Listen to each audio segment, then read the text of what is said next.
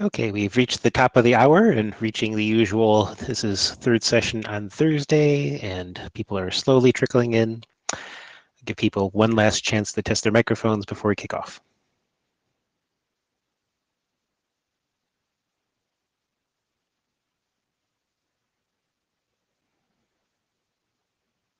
Hi, Jeff. This is Yingzhen. Can you hear me? Ingjen, we can hear you fine. Thank you. Thank you. Okay, Kayer, take it away. Good morning, good afternoon, good evening, folks. Welcome to the second and the final session of IDR 112. We have a note well here. Please read this carefully. Please note what it means is you're bounded by these rules that are out here and many more that are described in the BCPs. We also have a code of conduct guidelines that we request you to follow, both at mic as well as on the Jabber and then any IM messages that you've been doing. Yeah.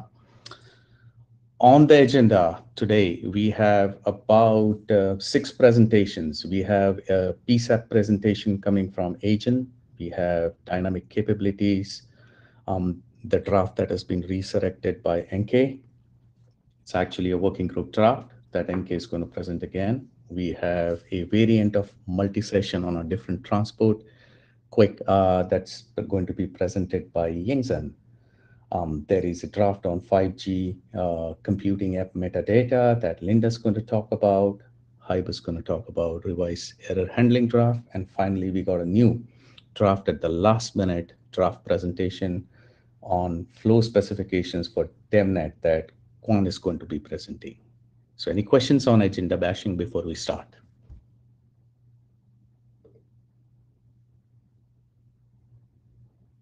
Fantastic. Agent?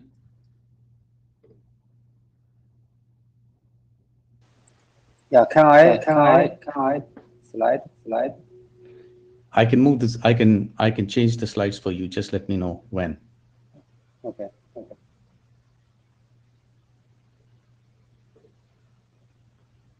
Oh, so okay. So I think you can change it. So the motivation of this presentation is we want to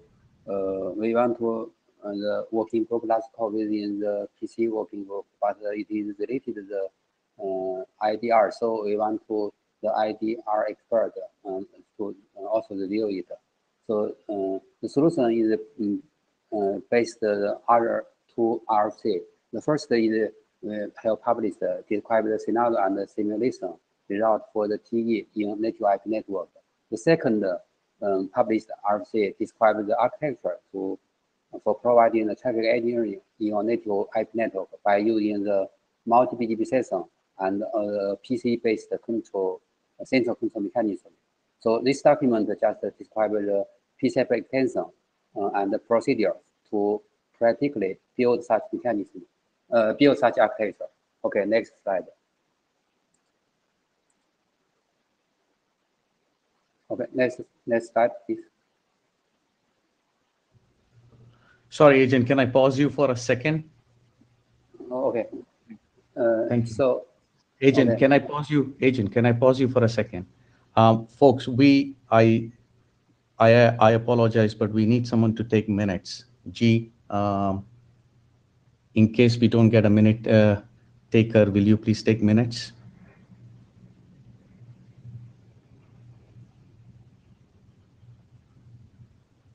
G.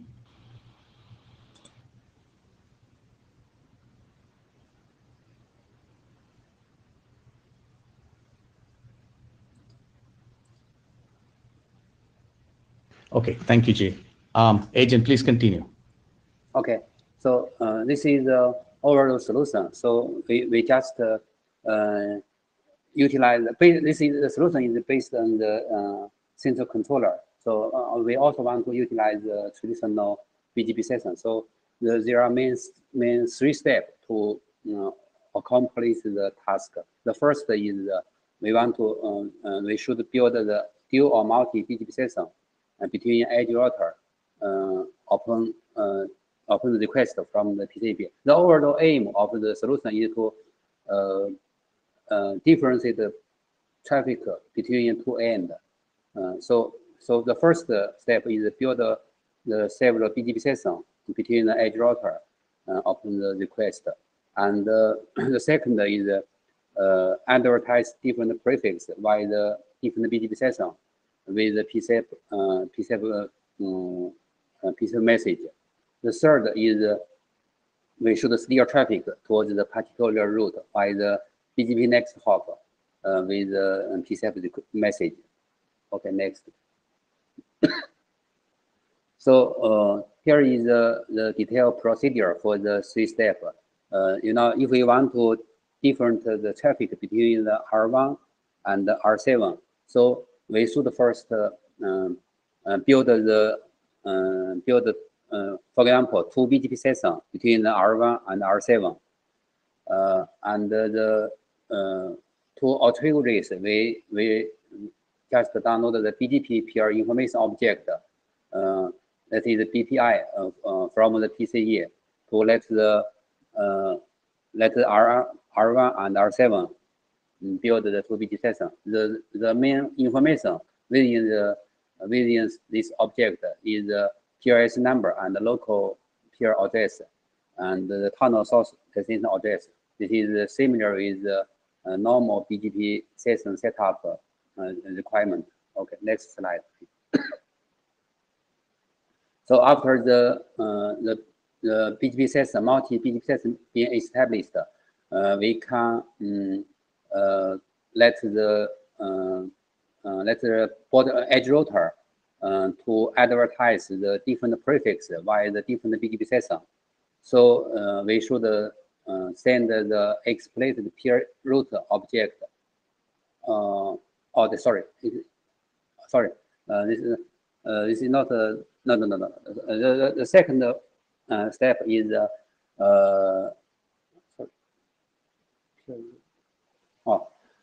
second step is we should explicitly point out the path from the path to the BGP next hop from R1 to R7. So we should send the explicit peer route object from the PCE to the edge to the router on the forwarding path. For example, R1, R6, R8, R5. Okay, and the main information included in the object are the route priority and the peer tunnel destination address and the next hop to the peer tunnel destination address or destination address. Okay, next slide. Next slide, please. Okay, yeah. The third step is because we have built the different BGP sessions between the edge router.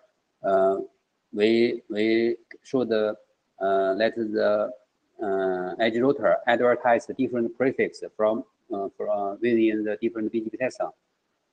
So we should send the peer prefix advertisement object to the edge router. The aim of such object is just as I described, is just to let the edge router advertise the different prefix to its peer via the different BGP session. So based on these 3 steps, every router will receive this prefix, but the next hop to this prefix has been changed by the by the second step. So the overall forwarding path on the router will be also changed. So that is the final result is the normal traffic and the priority traffic will be forwarded along a different path. So this so we can achieve the different QoS requirement. Okay, this is the overall solution. Next slide, please. Yeah. So the information transferred in this draft is mainly used for the first is the lightweight BGP session setup. The second is the explicit route deployment. This explicit route is to the BGP next hop, not to the prefix. So it can reduce the burden on the internal router. And the third is the prefix distribution by the PCAP. So and the planning, allocation, and the distribution of the peer address within IGP domain should be done in advance. Okay, next slide.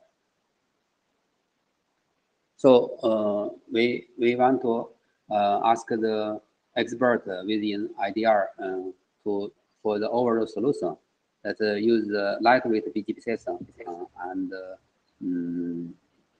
and we are also prepared for the working group last call, both in the IDR and the PC working group. Thank you.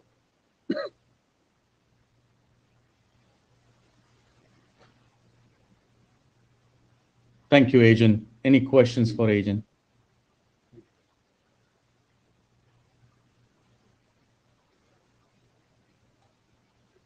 So Jeff, this is yet another draft that will need a collaboration between PC working group as well as IDR, I believe. Yeah. Absolutely. So what we should be doing is we'll add this to the wiki of things that need to be tracked across working groups, and additionally we'll try to find a time for working group last call to be shared across IDR and get chair review as well. And we'll try to get you some form of deadline, likely the week after IETF. Okay. I also welcome any comment within IDR mail list for my for the question. Okay.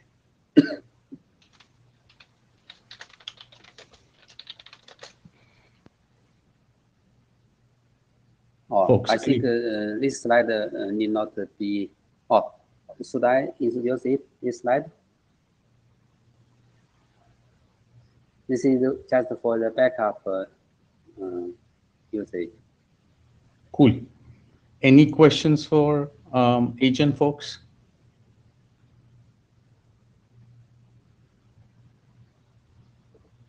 Thank you, Agent. Okay. Okay.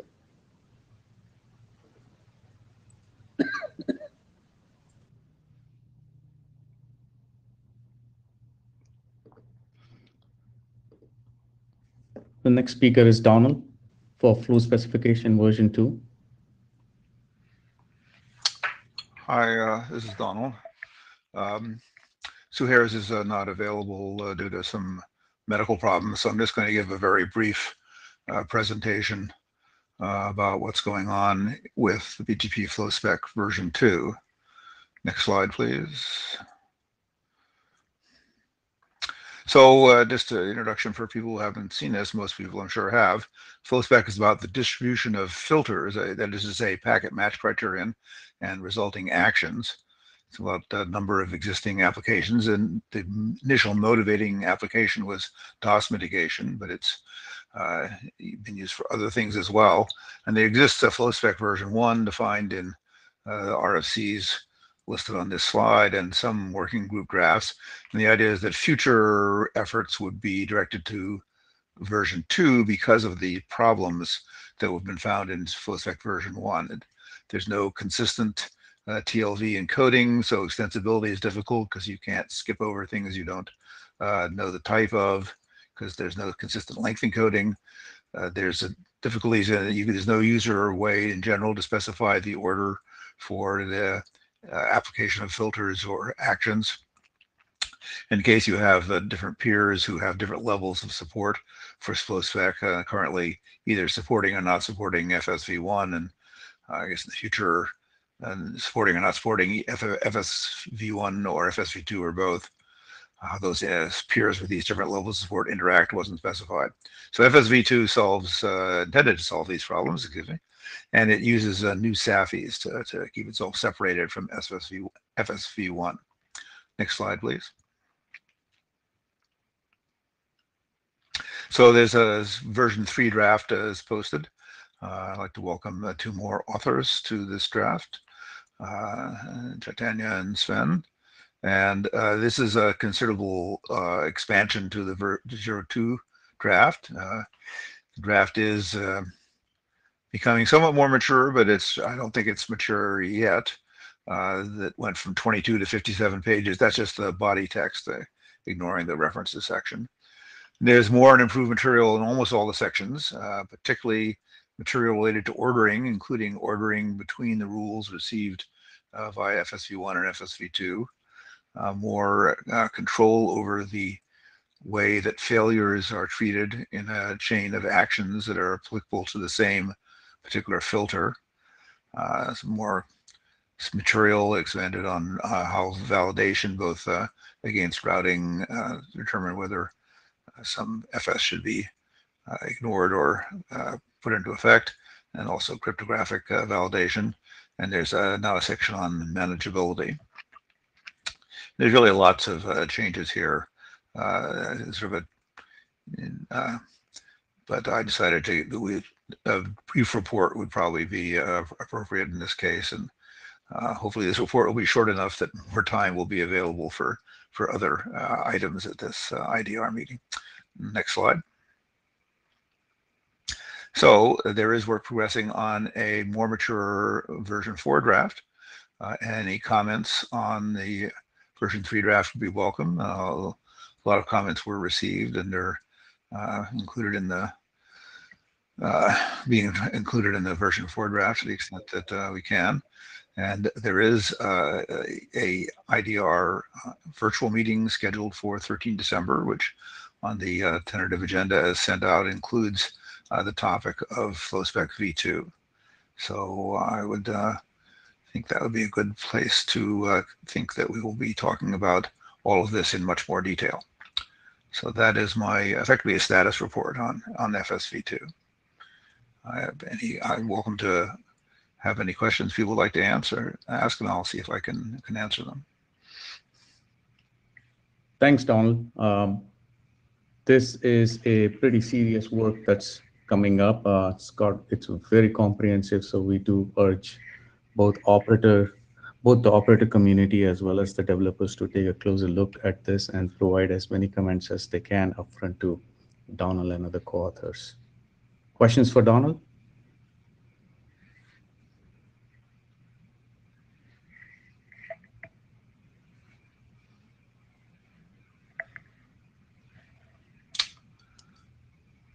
Okay. Thank you, Donald. Thank you so much.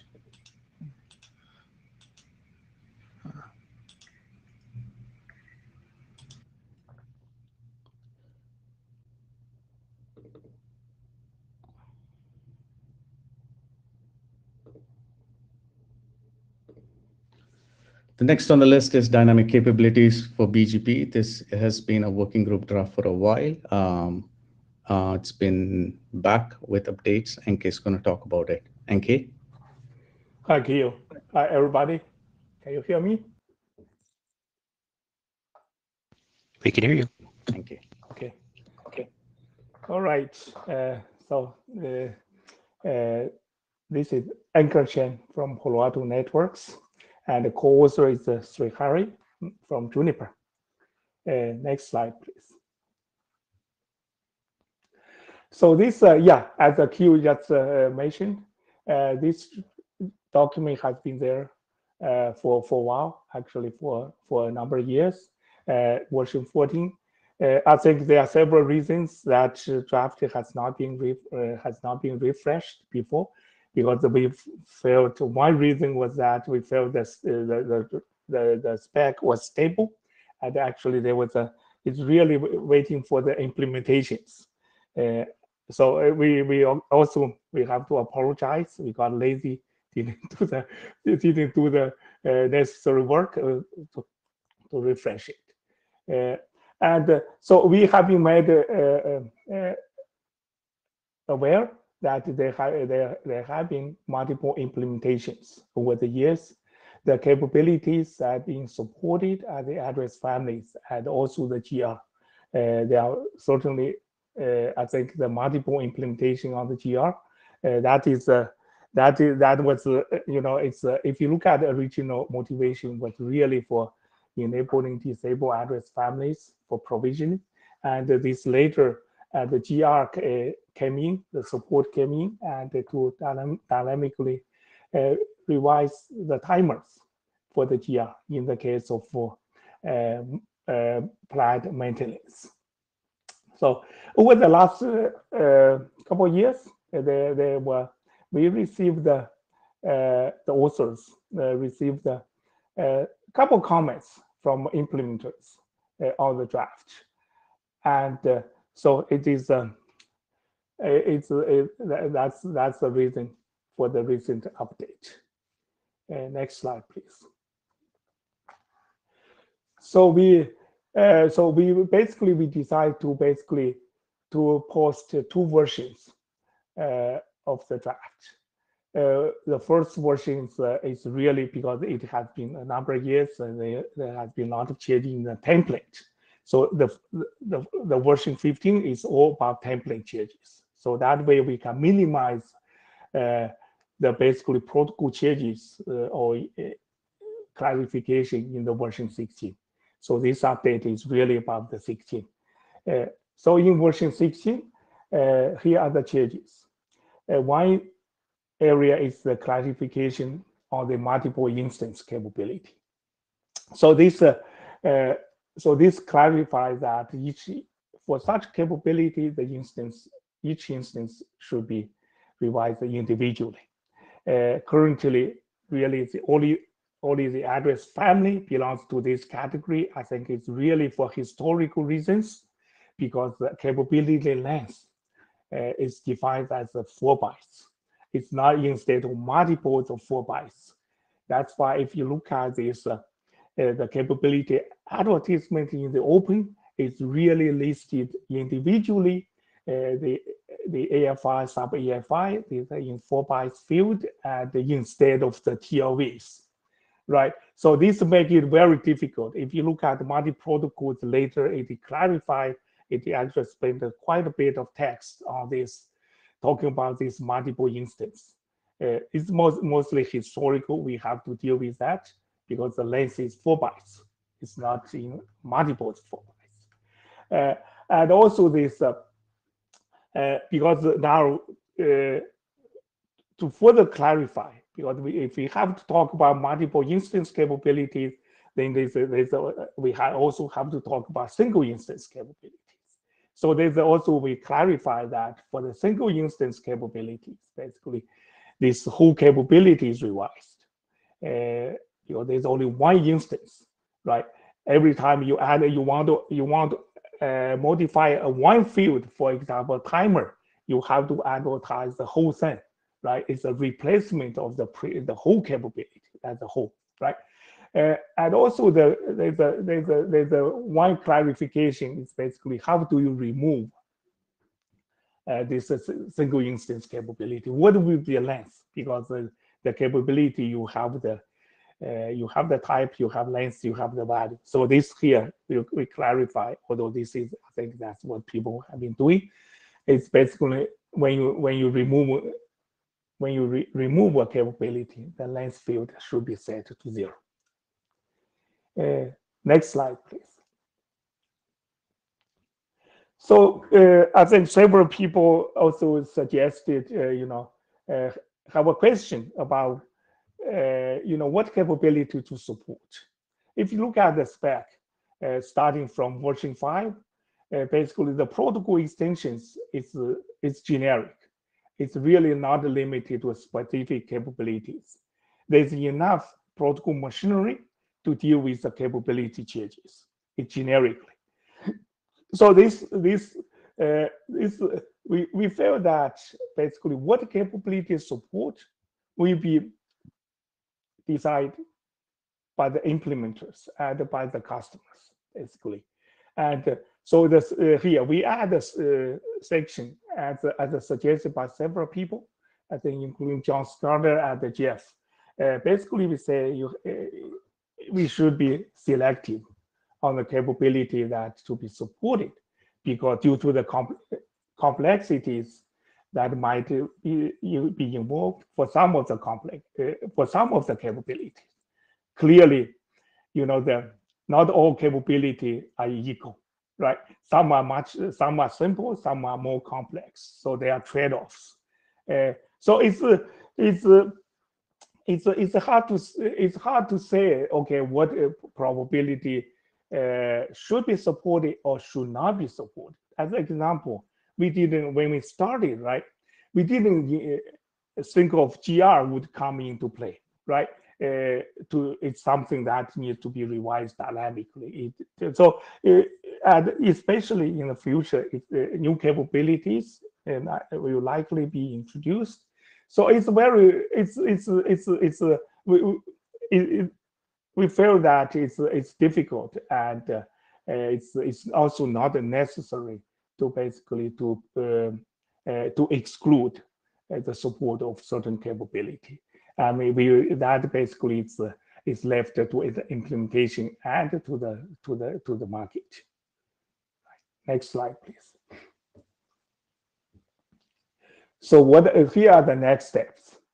So just last week, I think the INI basically did a review on the version 16, and also GF did a detailed review. So there were a couple issues actually identified.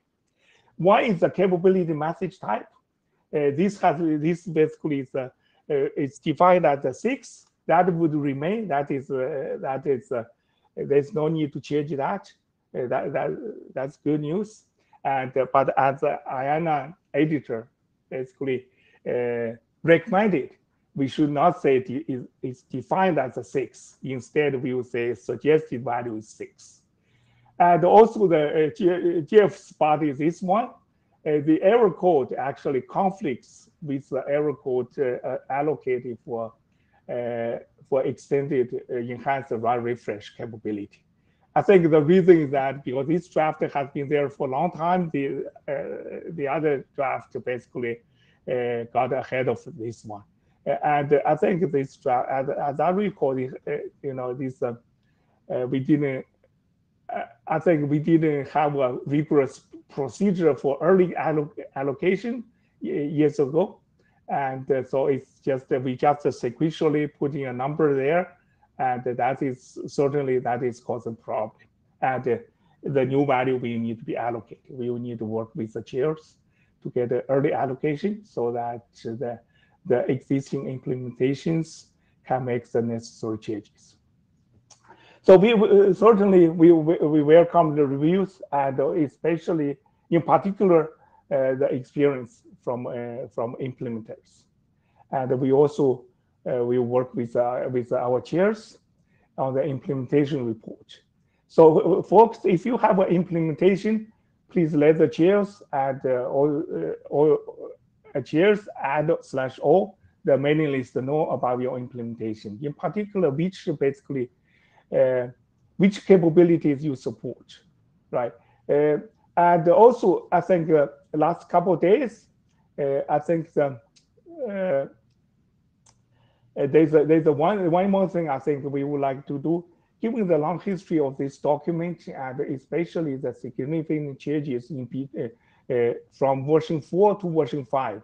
I think we would like to add appendix to the document to make it clear what has changed or the evolution of the draft. That will help the implementation and also interoperability in the field. And I would think that's optional. That should be removed, before final publication. All right, I think these are all the slides we have. Cool. Thank you, Anchor. AC. Thank you. AC got a mic. You can hear me, right? AC Lindum Cisco Systems. So I agree that it shouldn't be for, it should only be for capabilities it makes sense for, but that's not going to be specified. So what happens is if people support this dynamic capabilities, but they don't support the same set of capabilities, the session just gets reset if there's a mismatch, right? No, actually, operationally, you'd have to document what you no, support. AC.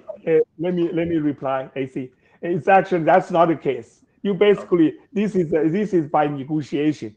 Up front, you say, okay, I support. Let's say A says I support A and B, and AC you say, okay, you support B and C. So in the end, we can only do B. We cannot do A and C. So you basically it's controlled by both sides. Both sides have agreed to support a particular capability, then the dynamic revision can happen. Okay, so yeah, what that happened is clear in the spec.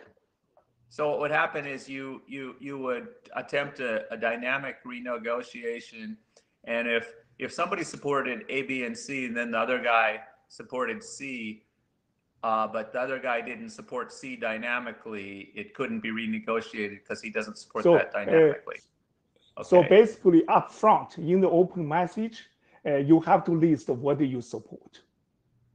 Right, that cannot change. I'm talking about the dynamics. Dynamic is the second step. So in the open message, one side say I support dynamic revision of ABC. The other side they say I support dynamic revision of C. Now you can only do C, dynamic revision of C, because both sides support it. You cannot do A and B. Okay. I didn't reread the draft. I haven't read it for a couple of years. Thanks. Yeah. So that is I think that is remember for folks who still follow the draft. Originally it was too broad. We basically say, oh, I support dynamic capability. It turned out that's very problematic because it means. I think the semantic is not clear. It means support one or two or all of them. So I think before version 4, even we say, okay, now you have to list what do you support up front, right? So there's basically, if you look at protocol extension, right? One is a definition of the basically it's you advertise your the dynamic capability in the open. You list the capability you support. Then the second thing is the message, dynamic capability message for revisions subsequently. Cool. Thanks, Jeff. Thanks. So I think you've answered part of the question, which was how do we know what's safe to change? You're saying the procedure has been limited to only allow us to update things that we have originally exchanged. I still think there's probably edge cases in that where, pick add paths as an example, that's not safe for you to renegotiate. So it'd be nice if we had a way, maybe a parallel capability that said, here are the capabilities we allow to be renegotiated. So take that piece as a standalone bit of feedback, but certainly having it as renegotiate only the stuff that is inside of the open message simplifies procedures quite a bit versus what was there some years ago. Yeah, that also gives the control to both sides. So it's basically there are multiple controls. One is the software capability, right? Your implementation. Basically, we don't expect the vendors to implement the capability that does not make sense for dynamic revision or that involve too much complexity. That's one level of control. If the software does not have the feature, you cannot use it, right? Second thing is that it's also operationally, it's once the software supports this, the revision of particular capability, it is either side can decide, do you really want to enable it by configuration, right? Operationally. So so they are this, yeah. Right. So again, there may be situations where a implementation A had negotiated a feature with implementation B. You want to revise it, but it may not be safe and the session would drop. Knowing if it's going to be something that could cause it to drop, if A knew that, it would potentially avoid trying to renegotiate and simply bring it to operator attention. Anyway, so that's the feedback on the procedure. In terms of advancing the draft, you're saying that there's multiple implementations, meaning greater than one. If these are actually multiple independent implementations, we have a lot of easier opportunity at IANA to move things forward in terms of early allocation. So if you could take the link that's in chat for the wiki where we'd like to get the implementation report filed, this would let us do this very, very quickly. Sure. So it's here. I think the last time Sri Hari and were discussing this, we are not sure about the procedures of doing the implementation report. So we will work with you, with the chairs, with you on that to see. There are some implementation are public. They basically is in their online documentation.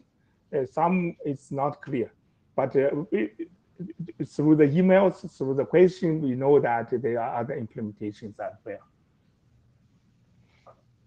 Okay, that was my questions. Thank you. Super. Thank you. Thanks. Hey, NK, one comment as a working group member here, K. Patel Arcus. The draft has been around for a while. I am personally happy to see implementations. You've talked about what capabilities can be negotiated, and the kind of capabilities can be negotiated is upon implementers and upon operators to decide in the field.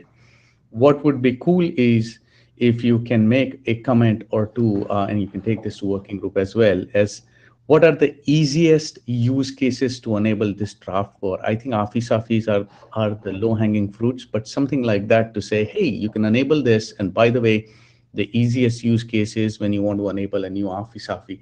Something along that lines, I think will also allow more implementers to think about where the feature can be enabled in a limited use. Yeah. Actually, if you look at the version 16, right, in the introduction, we also added text on GR. Because primarily these two things certainly make sense. The AFI-SAFI and the GR. So if we can look at it. If you can offer some text, that would be cool too. So we will look at it. Super. Thank you so much. Yeah. Thank you. Any other questions for NK? Thank you, NK. Thank you.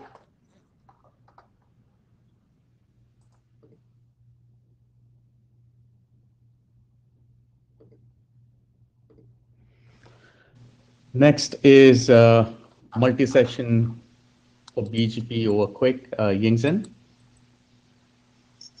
Hello, everyone.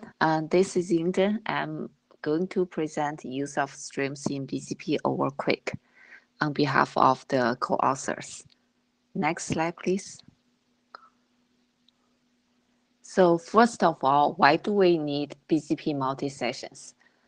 Most of today's BGP implementations support only one TCP session, and all supported AFI-SAFIs run in this one connection.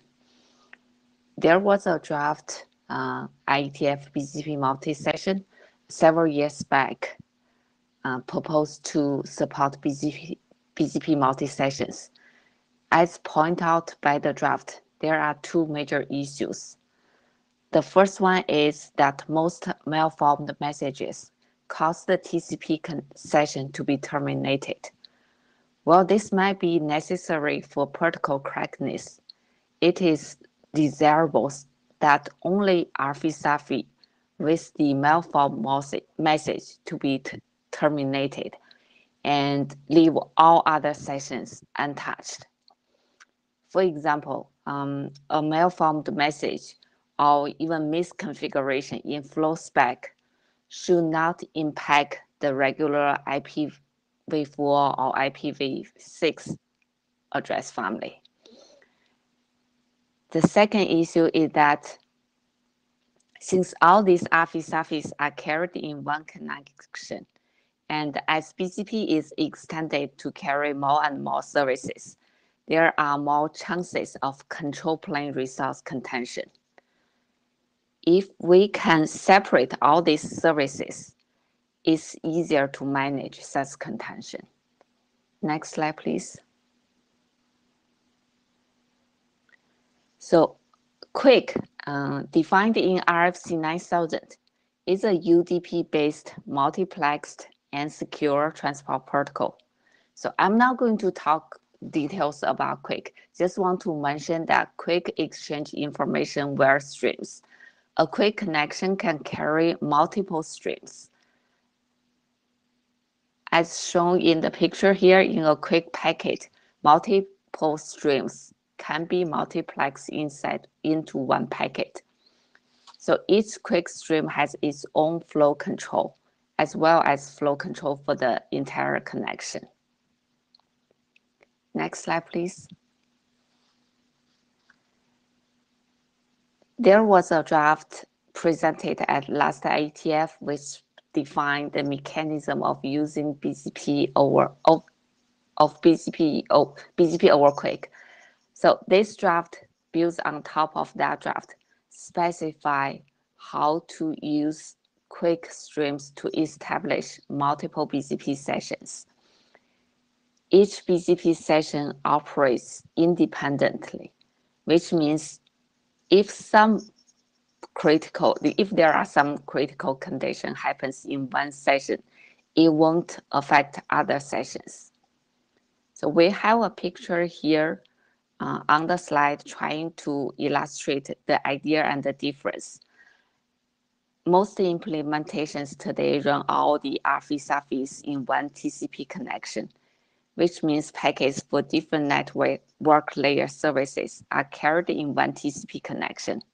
While in QUIC, we can use one stream for one RFC. As shown in this picture, it works like you have multiple small pipes inside one big pipe. Next slide, please. Yingzhen, I'm sorry to interrupt. Linda has a question. I just want to ask Linda, are you okay to wait till... I just have a very quick question for clarification. So are you talking about multiple sessions between same two nodes? Multiple BGP sessions between a peer. Oh, okay. Why? Oh, sorry, you can go on. Yeah, maybe you can ask the follow-up questions questions after the presentation is done. That would be perfect. Okay. Thank you. Thank you. Thank you, Linda. Next slide, please. So here are some details. The BGP multi-stream capability is defined to indicate that a BGP speaker can support multi-sessions. Once a BGP session is established, it follows the regular procedure as specified in RFC 4271. So we have a figure here, just it's a snapshot of the encoding of this MSC. Next slide, please.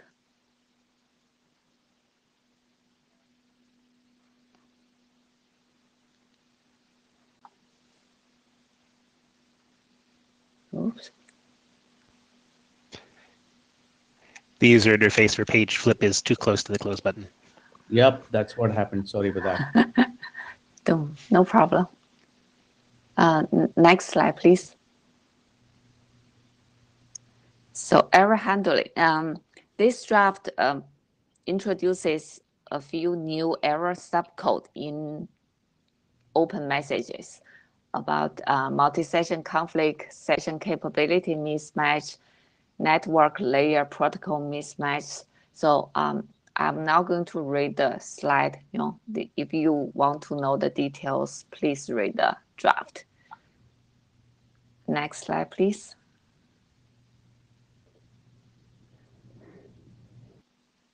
So collision avoidance. Before creating a new session, a BGP speaker should check that no session exists for the same network layer protocol.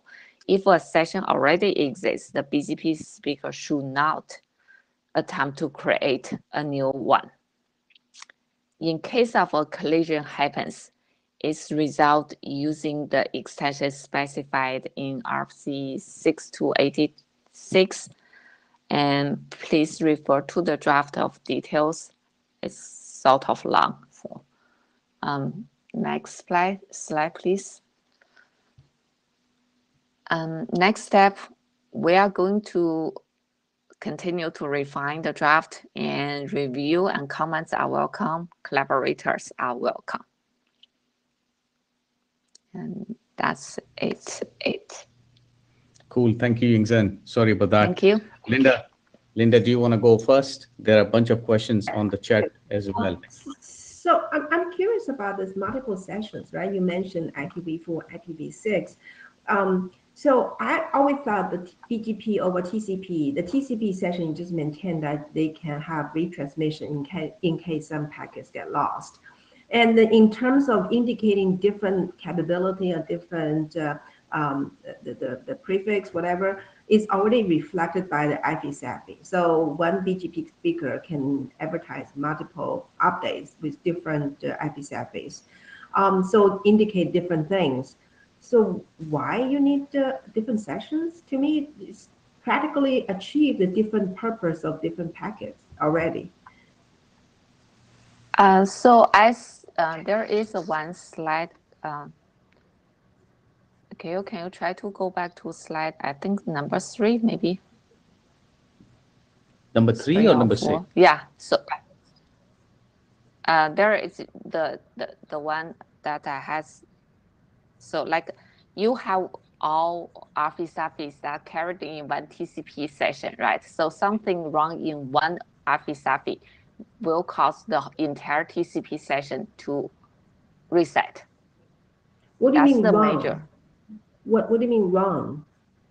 You mean packet get lost? Now packet get lost. There are different error conditions that's defined by the protocol. For different address family, there might be different error conditions. All those error code, a lot of them will cause session to reset.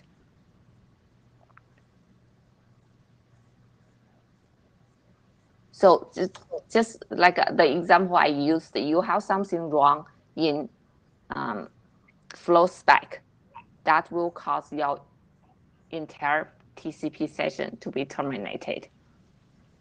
So that's really up to the implementer, right? The implementation, right? The router A may reset the BGP session. It's defined in the protocol. You have to reset the session. Okay, I'm sure there'll be reasons why you need to reset. So the same reasons can cause your session to be reset as well, does it? I'm just curious on that. Yeah, these are great questions. We should take it on the working list in the interest of time. But I think Linda, Yingzhen is talking about is if there are errors which are specific to address family, that will cause the entire session to reset and affect other address families. Right. Yeah. Thank you. Thank you. Andrew? Can you guys hear me okay? Yeah. Yes, I can hear you.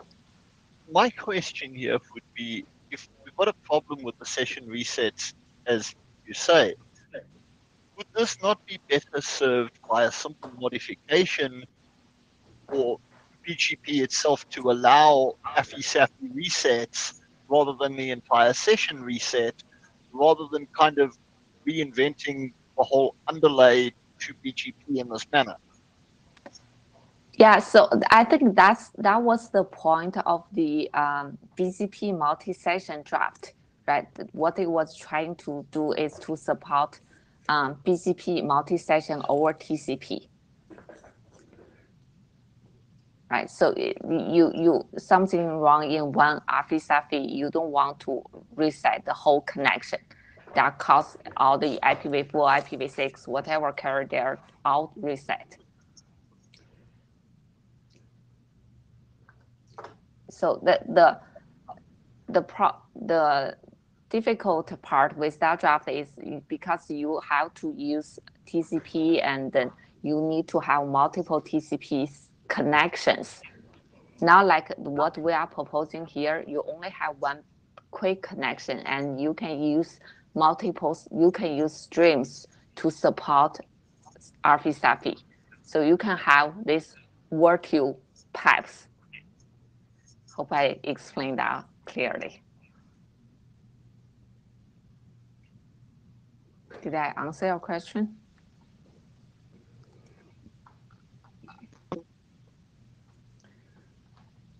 Thank you. And Kay?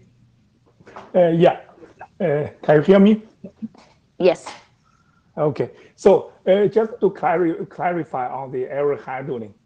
So if you look at multi-protocol extensions, it basically sort of generically mention that if this error is associated with a particular address family, basically this address family can be disabled. But then the error handling spec basically carry that forward. Basically, as one of the actions, short of station reset, you basically disable that. But that has not been really spelled out completely, and has not been. I'm not aware of the implementations actually doing that. But I'm just thinking that because we have that spec for error handling to disable a particular address family, coupled with the dynamic capability that actually can be achieved now. Dynamic capability for address family to enable or disable. Let's say in case of an error that's associated with a particular address family, then you basically disable that temporarily. Later, if you can also enable it. That part was missing without dynamic capability. How do you actually re-enable a particular address family? Yeah. So it's certainly, I agree. It's not as clean, I think, as you have a complete separate, sort of station concept. Yeah, thank you for the clarification. I didn't know that you refreshed the dynamic capability draft. So that has actually a big impact for us. I will look into the details of your draft and see whether what impact it may have, and we can talk. Yeah, you can offline. also look at this. Look at the error handling spec, because this is one of the actions, basically short of session reset. Yeah. So once we support, family. yeah, I agree with you. Once we support dynamic capability, a lot of the cases that may not cause the session to reset, right? So you add a new address family, configure a new RFC, that sort of thing. Yeah, that's actually a big improvement. Thank you. Thank you. Thank you. Jeff? Yeah, just to add a detail here, one of the problems that the error handling draft was attempting to deal with is that when NLRI in particular are malformed, we sort of lose where the packet boundaries can be, since this is all in a TCP stream. It's my belief, I need to finish reviewing the quick specs, that quick provides a proper layer 5 style session, and if that's the case, this means we have some additional alternatives about how BGP can handle some of these error conditions. So places where we had to reset the session because we couldn't trust the packet boundaries potentially go away. It still doesn't handle our issues with malformed NLRI, not letting us know what the actual prefixes are, but it moves us from having to reset the session immediately to moving to potentially not trusting the session. Yeah, thank you for that point. That's exactly what we are trying. One of the reasons we are trying to do here, right? So you have a malformed message in one particular RFC. We want to just reset that session instead of the whole entire connection.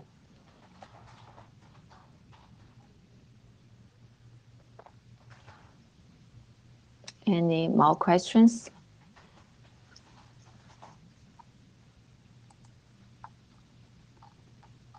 I see there are a lot of comments in the chat window. I will try to catch up those comments, and we will communicate more on the list.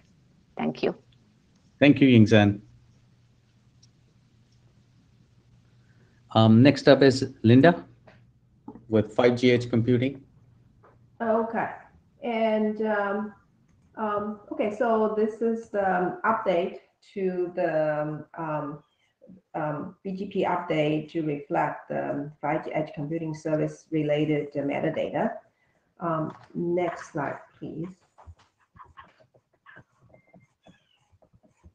Okay, so just to recap, so in the 5G edge computing environment for low latency services, they may put many servers in close proximity to serve the same application. And I know that still there are people debating that those kind of choosing the right server should be application layer function. It is true that is all done today. And so for the application layer to choose the appropriate server, they normally use local DNS. So practically making the local DNS being the one managing the traffic condition. Basically, based on their load, and they can give different address to the ingress router. And so the ingress router resolve the new IP address, it will go to the new server. However, this kind of approach using the local DNS as a traffic manager, it doesn't take into consideration of the actual traffic condition in the network. As you can see that all those routers in there, they may experience stress or they may experience actual load. So this draft is to bring some of those attributes to be propagated to the ingress router so that they can build appropriate tunnel to the specific egress router. So here's an assumption for this draft.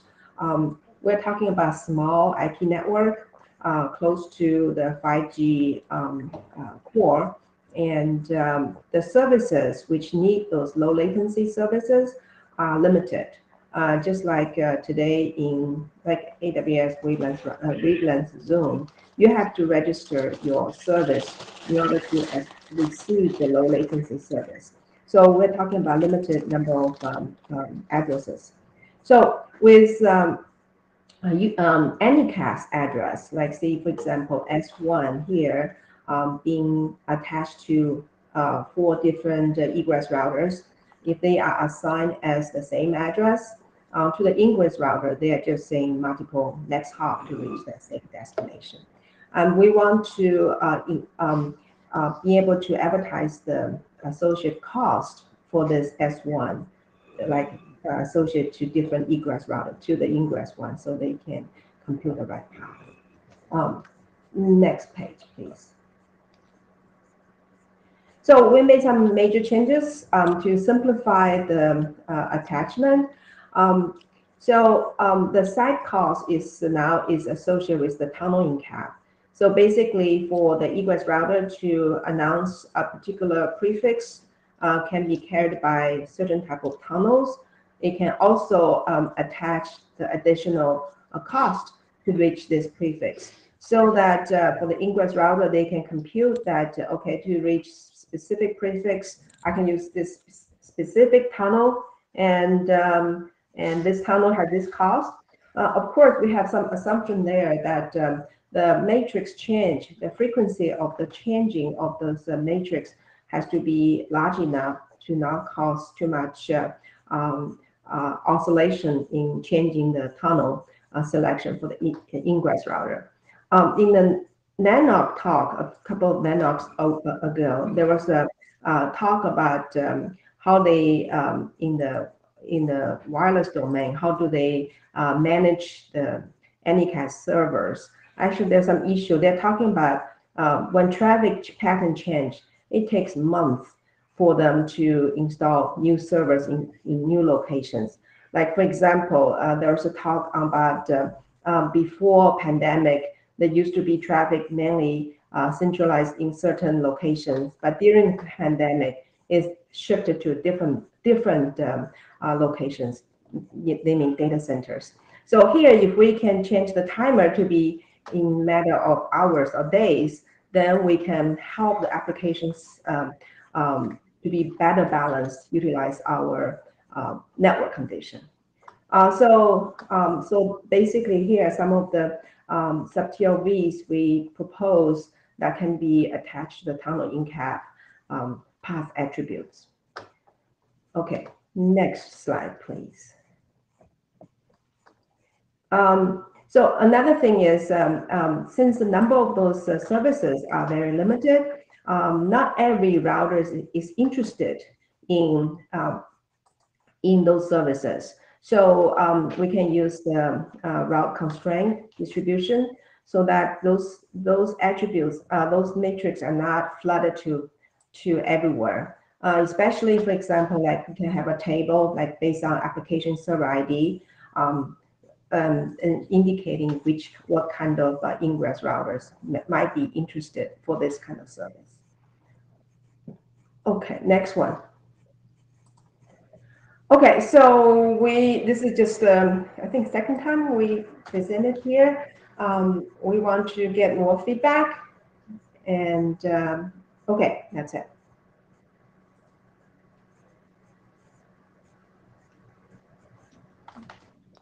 Questions? Jeffrey?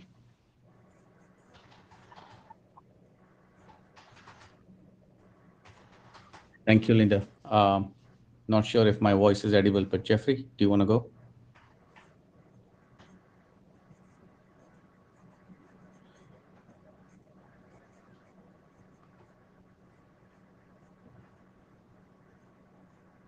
Jeffrey, you are in the queue. We can't hear you if you're talking. How about now? Much better, thank you. Okay. So earlier I sent the email to LSR and IDR and 6-man list talking about basically referring to a discussion from in the springtime about the use case. There are actually two problems to solve in this use case. One is how to pick which server to use, and the other one is how do you stick to the same server when mobile devices move to a different anchoring UPF. The second problem is actually harder to solve, and the long email discussion in the 6-man list in the springtime explains some complexities there. So based on all that, I believe, and actually many, according to that Linda agrees as well, that the best solution to the problem is actually at the application layer. Just use an app server, app load balancer to pick which server to use and to make sure the traffic sticks to the same server when the UE moves. So just want to mention that there is an email thread about this. Thank you. Yes, thank you. I agree with you. Many people working in cloud provider, like my sister included, she worked for AWS layer 4 load balancer. She debate with me all the time. Basically, from their perspective, that network doesn't need to do anything. Application layer can take over everything. However, their approach have their limitations as well. They can instantiate a load balancer very quickly. However, the load balancers they instantiate is at their specific location. For example, when they deploy those wavelength zone in service, like in Verizon's edge data centers, now like AWS has wavelength zone instantiating Verizon's local, they call access point data center, SAS, SAP or SAS. Anyway, they cannot really add a server, load balancer that easily. It takes months for them to be able to add a new server there. So they can do a lot of things, but I think networking, since we are the underlay provider, and we have a lot of information that can help them make their service better balanced. It's not that everybody's going to take this approach, but by having an approach there on the table, eventually they will see that, hey, actually, this is better than what we have done. So that's why we propose this approach. Right. But the thing is that solving which server to pick initially is just a small part of the solution. And when the UE moves, how do you make sure you stick to the same server? That's a more complicated problem. That's why when you consider all those problems to solve, you may still agree that you may agree that the best solution is still at the solve it at the application layer. Okay, so that's in the 6 months discussion, and we can continue there because we didn't get a chance to present there for the solution. How do we do the sticky service? For the sticky service, and especially in a 5G environment, when UE moves, the source address don't move, okay? And also the flow ID don't move. So based on those information, especially BGP, they can cap it into the same tunnel to go to the previous egress router. That is not hard. Actually, today's router, modern router, can support that feature. It's almost like traffic engineering. When you have bandwidth change, when you have path condition change, and how do you swing from one path to another path, the cost changes, right? It's same problem, same solution. We have done that for many years. Yeah, I actually have a question, but we can take it offline about the UE address change. I have some doubt there, but we can take it offline. Okay, thank you.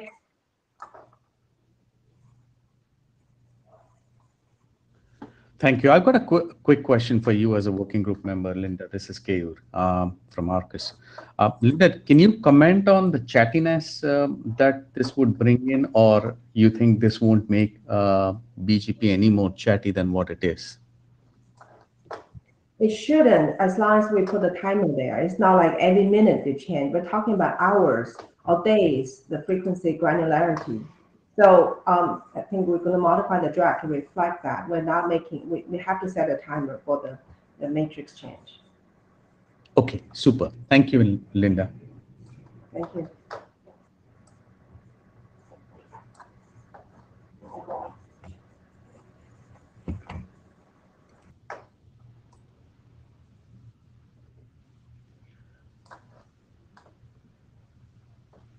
Next we have is Haibo for revised error handling for BGP messages.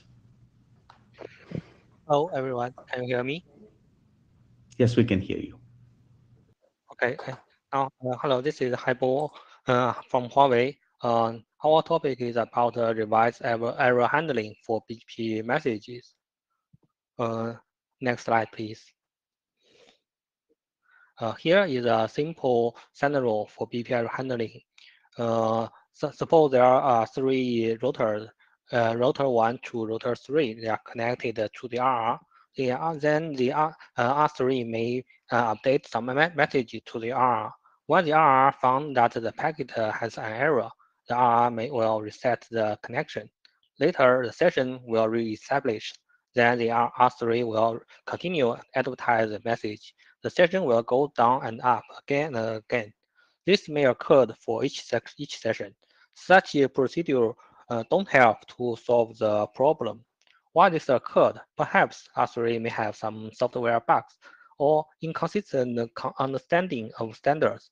We will also have met this scenario in some interconnection with other vendors. Yeah. This procedure is defined in RFC 4271, but it's too strict. And also it was revised by RFC 7606. But there are still some not clearly description of the situation. Next slide, please. This is our proposal. Our proposal is to reduce the impact of these errors on BP existing services. As this current procedure doesn't help to solve the problem, we want to declare some scenarios where the current definition is not clear enough and some are too strict. The following is something about the suggestions. First, about the MP rich and MP unrich. Yeah, there are there are 3 kinds of sub scenarios. The first is the prefix length error. Now in current procedure, when we find prefix length error, we also may we also may reset the session. So we recommended that we may discard the error prefix and stop the current messages passing, but we also may keep the correct prefix passed before. The second is that when the message there appears more than one MP rich or MP unrich attributes, in this scenario, we recommended that we may process with the last one or the first one and ignore the others. The third is that the net hop length error. Also, for this scenario, we recommended that we may ignore current message. The second is about the validation of the address. There are two sub-scenarios. The first is that the address is indicate the BP's ID. The RFC 6286 they defined the BP ID is only unsigned integer. Only 0 is invalid. All the other values is a valid BP ID. Then there are some attributes such as aggregator, AS4 aggregator oriented ID, and class list. These attributes are all use the number as the BP ID. So we may clearly define that only the 0 value is invalid. All the others are valid.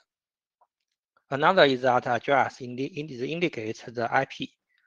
Many use the net hop attribute. In most cases, we can assume that valid unicast address can be used. So the multicast address, reserved address, and broadcast address, and some invalid address shouldn't be used. Also, there are some special address such as all 0. Also, we shouldn't use this either. But also there are perhaps some other special address such as localhost address. This is whether we should use it or not. This is a service behavior, so we may not focus on it here. The third is that about the prefixed attribute. This was introduced from the RFC 8669. This was defined to create a SR tunnel, BPSR tunnel. When we find the attribute is incorrect, it means that we can't use it to create SR tunnel. So we may withdraw the rows because it's otherwise it may cause some unexpected result.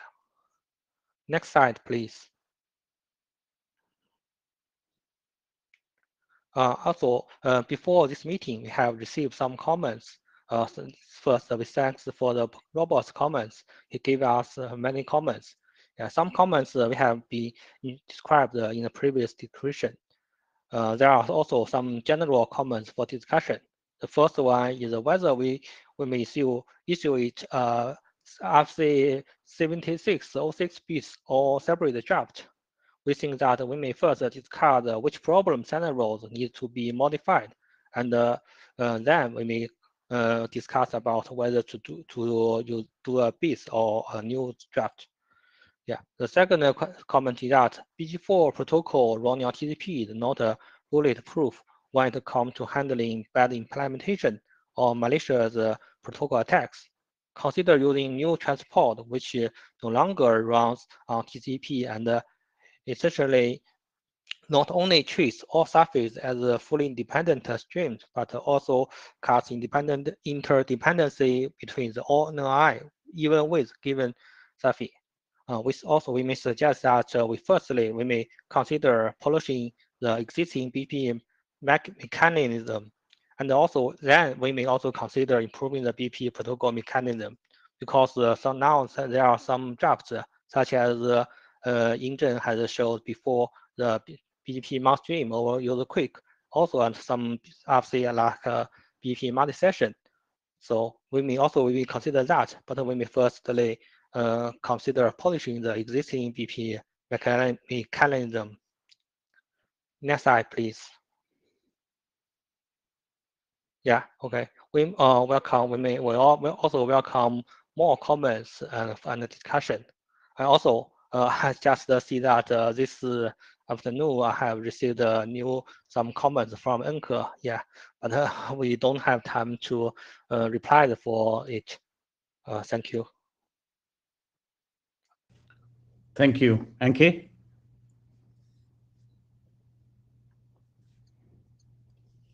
Thank you so much.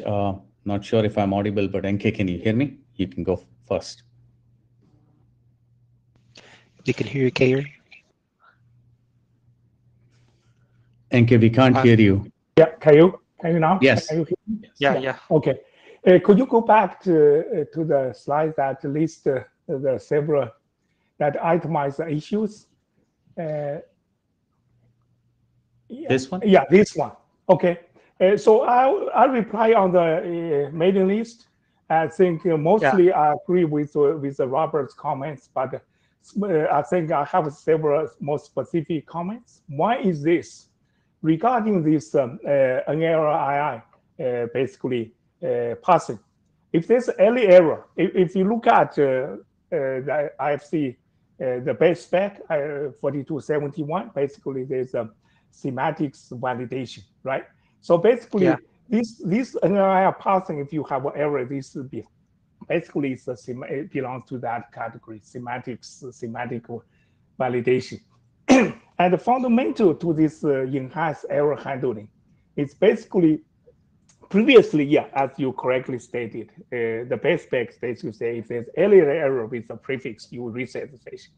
So in this, in the enhanced error handling, what we stated that basically in some cases you can use treat as withdraw. So you keep the good guys and throw out the bad guys, right? But the fundamental to this mechanism is basically you will be able to pass all the prefix in the NIR field, or in this NP-rich or unrich NIR field, all of them. That's the fundamental to that enhanced error handling draft, and in particular to the treat as withdraw. Because if you as we all know, BGP update is incremental. Anytime you discard, you ignore a message as you have here, or ignore part of the message, now you may have a stale wrath, because it's incremental. It will not re-advertise to you for a long time, right? So that's fundamental. I think what you are proposing here, this is not correct. The moment you do this, you say, okay, I keep the prefix that passed previously, that's good, but all the prefixes that following that you have not passed correctly, that will become stale. Let's say these are replacement, or they are not reflected. Now it's basically at that point BGP will not behave correctly. So this is I think fundamentally this problem. I have a problem with relaxing the error handling for the prefix semantics validation. And in terms of this, that's number one. In terms of this, the BGP ID in the aggregate or ES4 aggregate, or the original ID. I think at that time we talked about that. We felt that it's unnecessary for us to sort of make it more restrictive. If you look at aggregate, ES aggregate, we didn't specify that, okay, 0 is invalid. It doesn't really matter, right? And also the original ID, if it's 0, yeah, that's a bug. But how much harm does it cause? If you treat that withdraw, now suddenly you are losing reachability, right? So the cluster list actually, I went back look at reflecting spec. We didn't specify 0 is invalid. So we can, at this stage, we cannot do it, right? I think the only thing from this proposal is really the next hub. Next hub could be interesting. It could be, if necessary, I think there's room for improvement, because of the way we have, I personally run into multiple cases of next hub issues. For example, there's a misconfiguration of interface addresses. You have a duplicate, but as the base spec specifies, you have to drop that update if the next hop contains your old address. That's you cannot even recover. I mean, in the old days, you have to reset, right? So that's certainly that can be improved, right? So that's I think I think if working group agrees, that should be I think as a separate document, just focus on the next hop validation, right? Interim prefix SRD, if this I'm not expert in that area. If there's an error, that is certainly that spec was published after enhanced error handling spec, and as expected, that draft should do the proper error handling specification. If there's error there, then the authors of that IFC should issue a base revision. That's following in the tradition, right? That's all the comments. I think the email has more details. So in summary, I think there's perhaps some benefit to basically to have a targeted, more focused, draft perhaps on this next hop attribute. Yeah, thank you, Anke. Yeah, you have too many comments, and also I just see your email, but I think I think we may first just some little discussion about this. For the first about the MP reach. Yeah, for MP reach, that perhaps we see that when we found the prefix error, also we may keep the correct prefix. This is because in this behavior, we just think perhaps we may do our best effort to process it. But also it because for some surface, the one message, one update may have some multiple rotor types, such as EVP. They may have too many kinds of row types. When some rows are updated or packaged in one update message, perhaps we may for some such as type 1, type 1, it may be correct, but the others such as type 2 or type 3 may be some errors. So in this case, we may keep the type 1 rows and discard the others such as type 2 and type 3. So I think this also may be a situation scenario. Hebo, I think the key thing is this: you have to be sure the whole field, NLI field, or the MP reach, unreach, all the prefixes are passed correctly and fully. You cannot say, okay, I partially pass this field, then I keep whatever I able to extract or I have able to pass. Because at that point you don't know what is following. Because it's incremental. Keep in mind, BGP is incremental. Okay, so at that time you are not sure. You say, okay, is it better to keep this A, but there's a B as C becomes stale? I mean, you are not sure, and it's guessing. So I think if you look at the revised error handling spec, that's what the fundamental is really you will be able to, successfully pass the whole field, not partially, right? Once you know all the prefixes, then you have there are ways to handle it more gracefully, right? You can use withdraw. You can use treat as withdraw. You can do that because you know that you get all the prefixes. You are not going to have stale entries.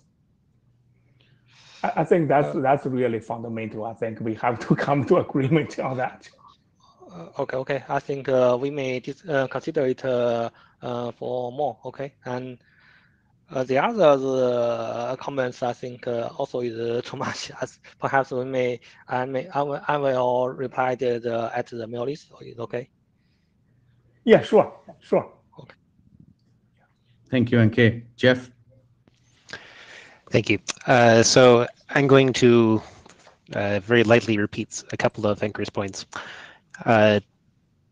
Some of the things you're identifying in the draft look like they might be small changes to 7606 for some edge cases that might be okay to loosen. Please feel free to push on those as things to be clarified. I agree with Anchor that being able to have easier verification of a next top and decide, if you want to use that as a criteria to avoid bouncing sessions may be also worth discussing.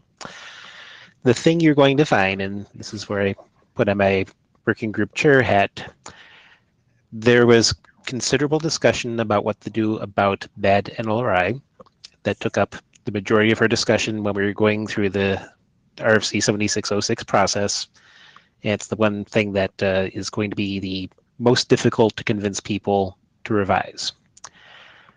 I think there may be exactly one bit of room available that's sort of later learning since 7606 was done that gives us some option to do at least one level of revision, which is if your implementation is guaranteed to only do one LRI per update, you completely break packing. It's possible for you to do a check to see, am I overflowing a given PDU boundary, and know that you have a single broken PDU. This still, as Anchor points out, leaves us in a case where we have lost information. We no longer know if the withdraw or the update that we're receiving is intended to update something we've already received. And in those circumstances, we'll be proceeding and leaving the session up as broken. And this was one of the things that terrified people. Now, we don't want to do this especially for internet, but as we've discussed over the years, BGP is used for things besides internet these days. If this is your data center, maybe proceeding in a partially broken state makes more sense. So my recommendation to you is, it's okay to discuss this point, potentially discuss that there is some availability procedure for single NLRI to allow us to proceed in a broken fashion, and that this may make sense for some address families, but not like the internet use cases. An example of that is like the long-lived graceful restart feature. We put that out of scope for internet routes as part of the work that we did there.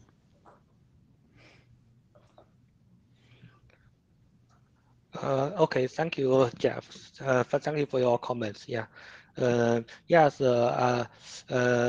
As I think that for the about the error that across the PTU, I think this is no problem because even though we want to do best effort to pass the packet, but we still will.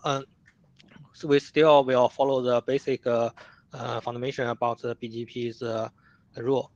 So I think it is whether we will do it or not, we may not opposite the BGP's rules.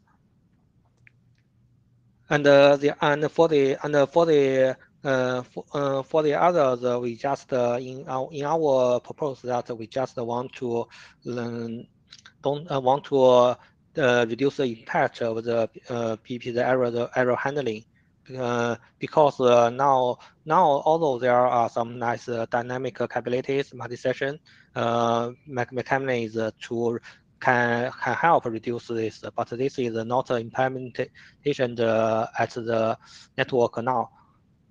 So we just want to do as our best to prevent the BGP's neighbors reset, so this can make the networks more stability. Yeah. Right. This is very much a discussion about operational safety. This is partially the discussion that is happening in the chat. And the original choice that we made was this is never safe.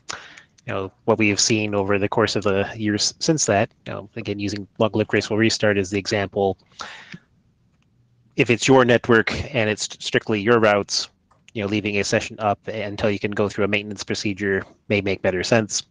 Leaving this in general internet means that you may be leaving black holes in the internet as a whole, and we already have a number of bugs that cause that.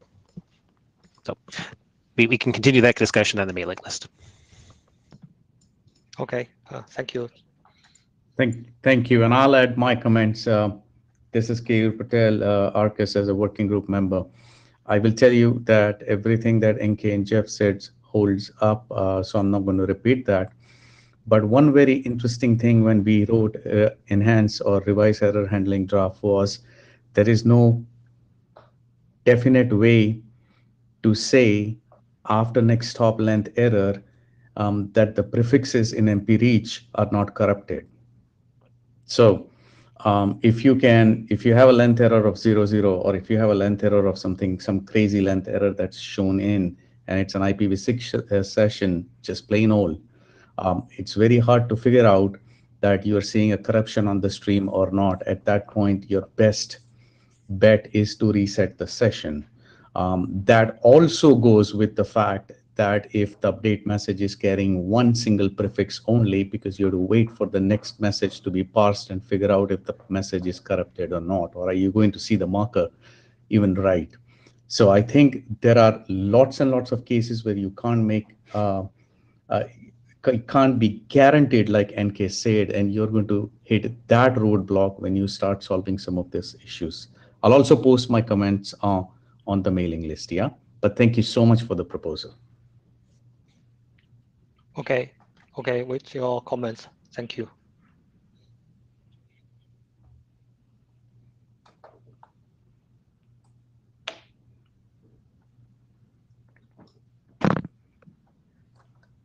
And we have Kwan, who's going to talk about the flow specifications for the DevNet flow mapping. Kwan. Yeah, thank you. Thank you, Jeff. Do you hear me? Yes, I can hear you. And I'm Keyur, but Jeff can hear you as well. Thank you. Yes, thank you.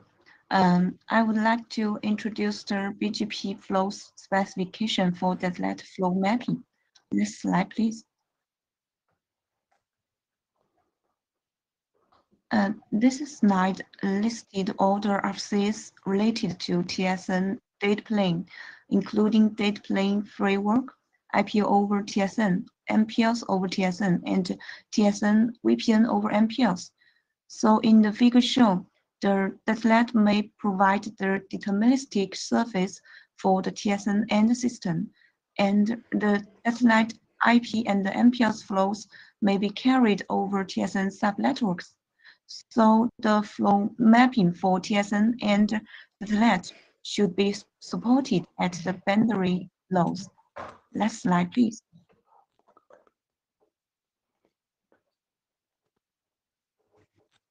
So regarding the data plane, there are two parts of requirements for the flow mapping. First is the primary requirements of the controller plane for the TSN and the DevNet flow mapping. The mapping between TSN streams and the DevNet flows is required for the service proxy function at DevNet edge nodes, and the mapping table can be configured and maintained in the control plane. Second is the aggregation of DevNet flows 1-to-1 and N-to-1 mapping must be supported. For example, aggregating multiple TSN streams in a single DevNet should be supported.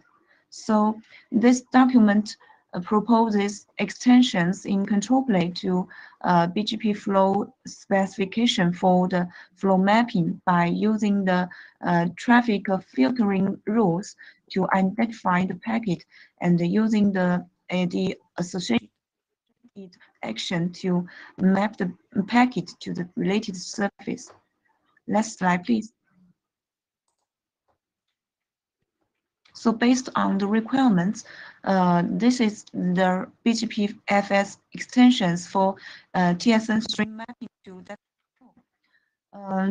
The string identification functions are defined in HV And based on the existing filtering rules, this document just proposes a new type called mic surface data unit. It is an extension for L2 components flow spec type for TSN traffic filtering in mask and match stream identification. And for traffic action of TSN streams, the action is to accept the TSN streams matches the rule and map the streams to the desired flow.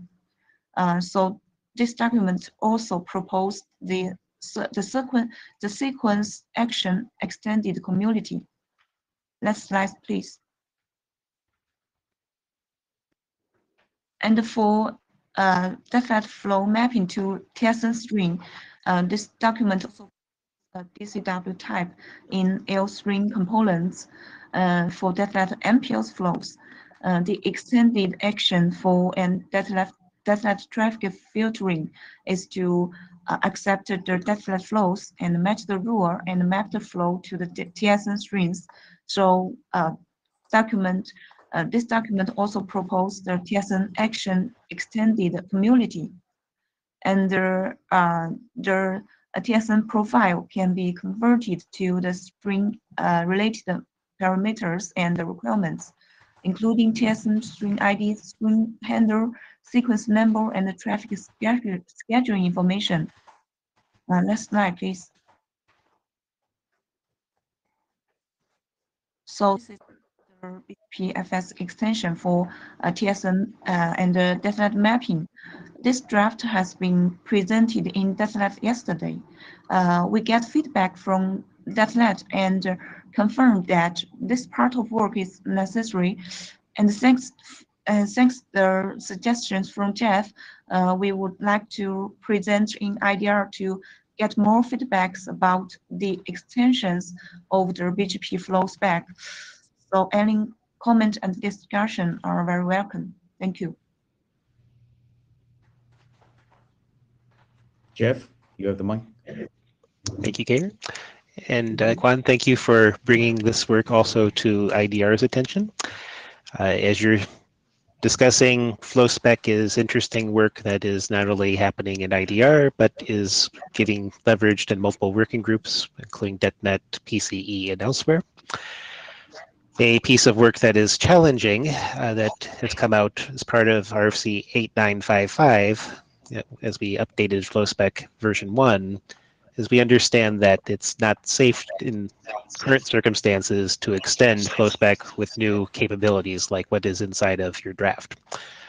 So part of the work that IDR is discussing that you saw earlier today is that we are doing a FlowSpec version 2, and we would like to invite you to contribute work there as well. If you have not worked with Donald already, certainly he would be happy to look at this not only because of his FlowSpec v2 work, but also the overlap of this potentially with the L2 VPN work. Okay, thank you. So we will update the extensions based on the FlowSpec version 2 last version. Thanks. Thank you. Any more questions for Kwan?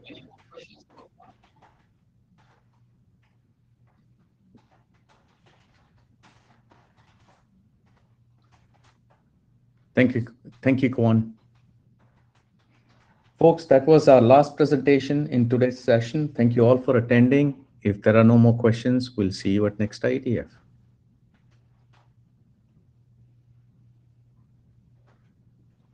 Thank you, folks. Hopefully see you all in person next time.